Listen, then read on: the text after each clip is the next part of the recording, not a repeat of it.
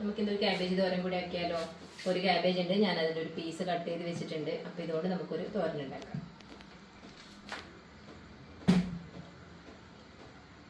അപ്പോൾ ക്യാബേജിൻ്റെ പീസ് ഞാനൊന്ന് നന്നായി കഴുകി എടുത്തിട്ടുണ്ട്. നമുക്കിതൊന്ന് പെട്ടെന്ന് കട്ട് ചെയ്തിട്ട് ഒരു തോരൻ ഉണ്ടാക്കാം.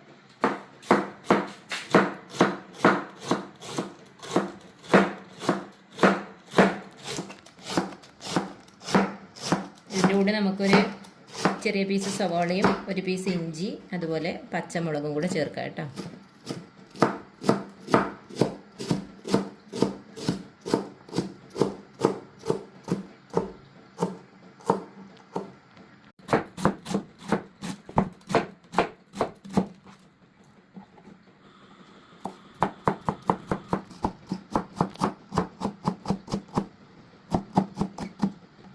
ക്യാബേജ് കൂടെ കട്ട് ചെയ്ത് വെച്ചിട്ടുണ്ട്.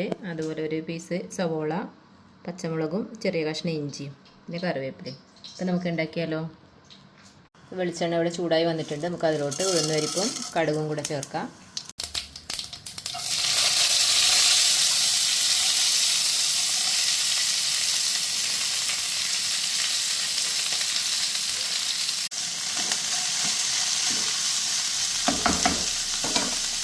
കുറച്ച് മഞ്ഞൾപ്പൊടിയും കുറച്ച് ഉപ്പും കൂടെ ചേർക്കാം.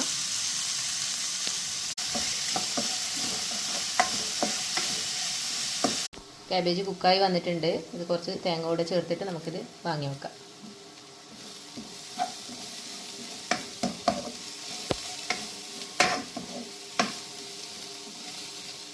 നമ്മുടെ ടേസ്റ്റി ആയിട്ടുള്ള ക്യാബേജ് തോരൻ ഇവിടെ റെഡിയായി.